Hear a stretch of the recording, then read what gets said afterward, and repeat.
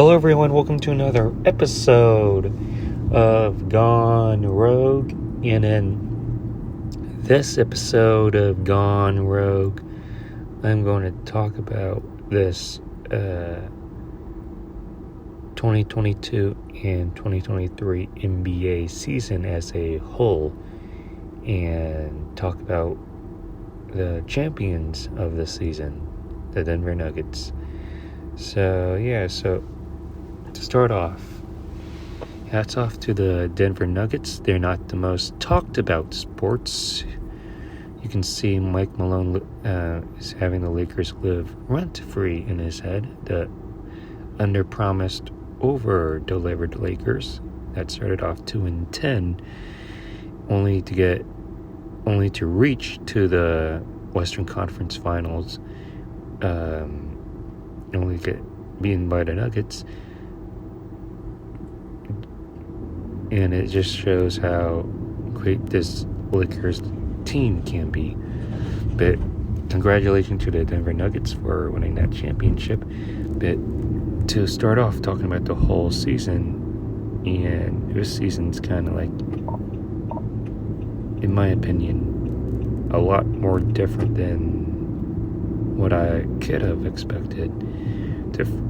First off, talking about my Lakers, they started off 2-10, only to get swept in the Western Conference Finals, but all the media outlets had this Lakers team having a 0.2% going to the playoffs after starting off 2-10, but they exceeded expectations, and they definitely exceeded my expectations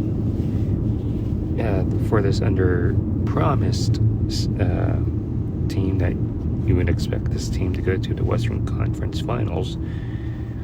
But that being said, we're going to mostly talk about how this NBA season came to be and what we know as of right now, and how my Lakers can do better in the next season.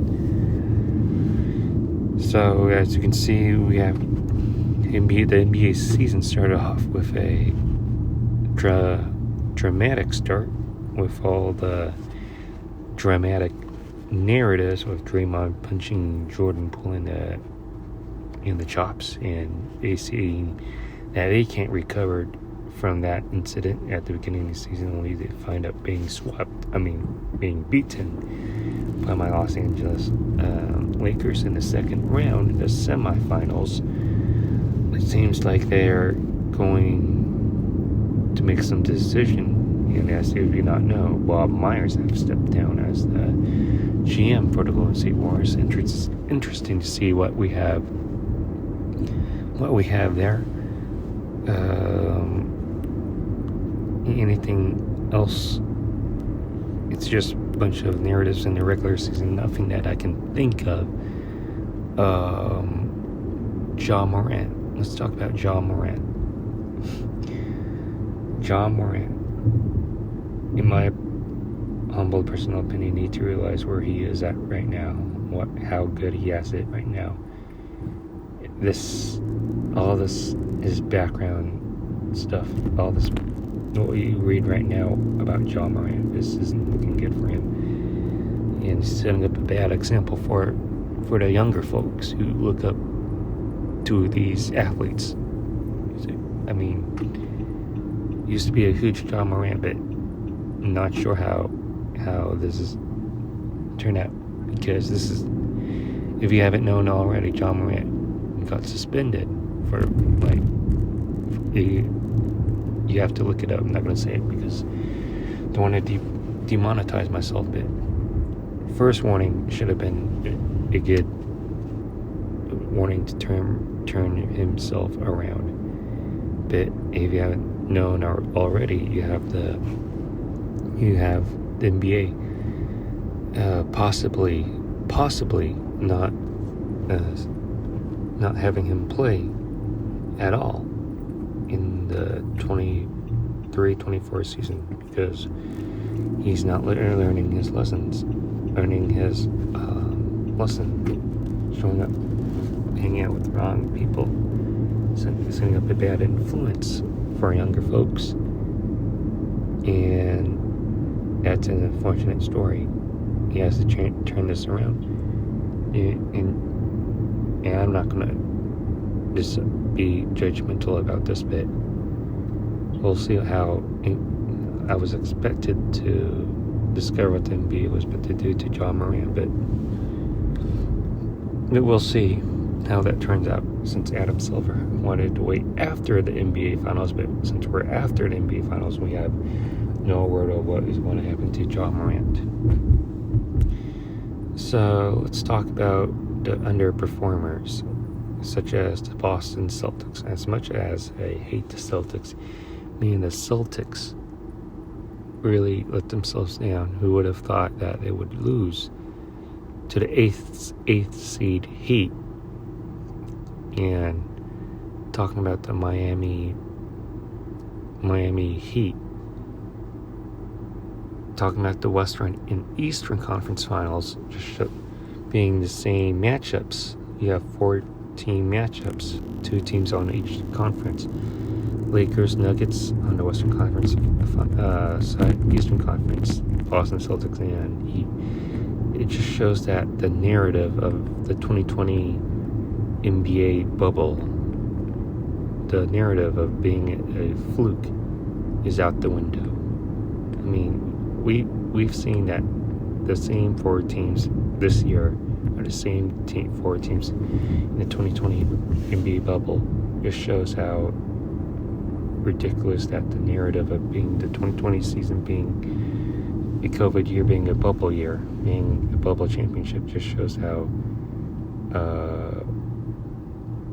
that narrative of not being of that team, the 2020 Lakers championship run, being a fluke isn't a fluke. Those who mention that being a fluke are probably just Clipper fans, low-life Clipper fans that have never seen their team won anything. They just want to change that narrative after being up 3-1 in the 2020 season, only to lose that to the Nuggets. But I digress. We're talking about the Clippers. But that being said, let's talk about how my Lakers can do better for next season. So, as I mentioned from the last episode of Gone Rogue, the Lakers' main objective for next season is to do all that they can to retain Austin Reeves and Rui Hachimura.